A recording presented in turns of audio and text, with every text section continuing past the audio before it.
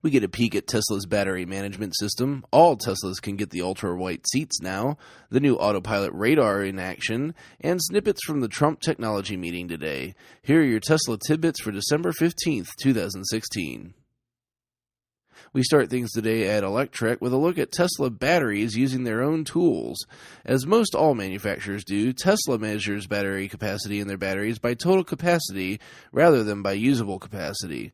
And if you've been around Tesla for a while, you've heard Jason Hughes' name, as he's the hacker that has unearthed quite a few little tidbits about the cars.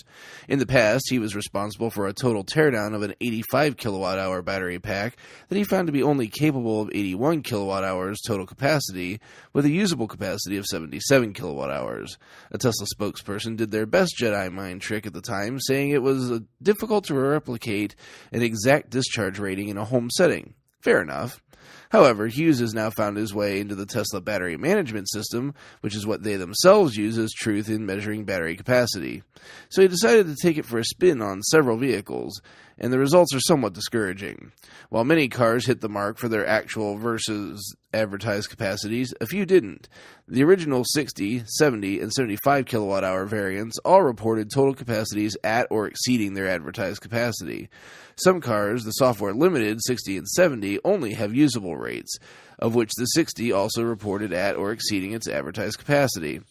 However, all the 85 variants, 90 variants, and the software-limited 70 were 3.5 to 4 kilowatt-hours less than their advertised capacity. Worse yet, upgrading from a 60 kilowatt-hour car, which hits its numbers, to the 75 kilowatt-hours it's truly capable of, provides a roughly 10 kilowatt-hour increase instead of the perceived 15. Fortunately for Tesla, the company usually makes a bigger deal about the range of the car, which is the more important stat, rather than the true size of the battery. Still, especially in the upgrade cases, there's an implied value that is not being achieved. Staying at Electrek, we get the report that the gorgeous ultra-white seats are no longer restricted and can be installed on any vehicle. Previously only available on the Model X, then trickling into the Model S, but only in the P100D variant, now everyone can enjoy the seats regardless of the battery size ordered. I verified the change on my own saved Model S 60D. This is wonderful news for those that don't have the dough for a P100D, but still want those ultra-white seats. One final Electrek story as we get some anecdotes about the new Autopilot operation saving the day. A big deal was made when Autopilot switched from the camera as its primary input to the radar sensors.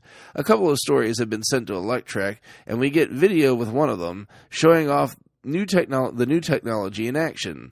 In both instances, it was the car ahead improvement that was able to see the car in front of the car that the driver was following. In one case, automatic emergency braking saved the day after seeing a car 2 cars up that had stopped to avoid road debris. In another, somebody decided they had to get to their exit at all costs, even if it meant stopping in the middle of the highway. Check out the video and the descriptions of what happened in the whole story in the link in the show description. Lastly, Teslarati gives us a glimpse into the future Trump administration. Yesterday it was reported that Elon would be invited to this meeting after all. Here's the Cliffs Notes version of what went down at the meeting. Firstly, it was confirmed that the summit's purpose was to discuss job creation and economic growth, as was thought by most.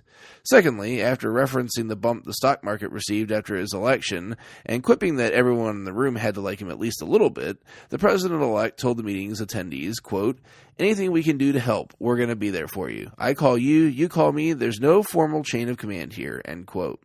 Wow, just a personal note here. Never thought I'd have cause to quote the president, or in this case the future president of the country, in doing my little show, but here we are. As with all political promises, we'll take this with a healthy dose of skepticism as to whether it will remain true or not.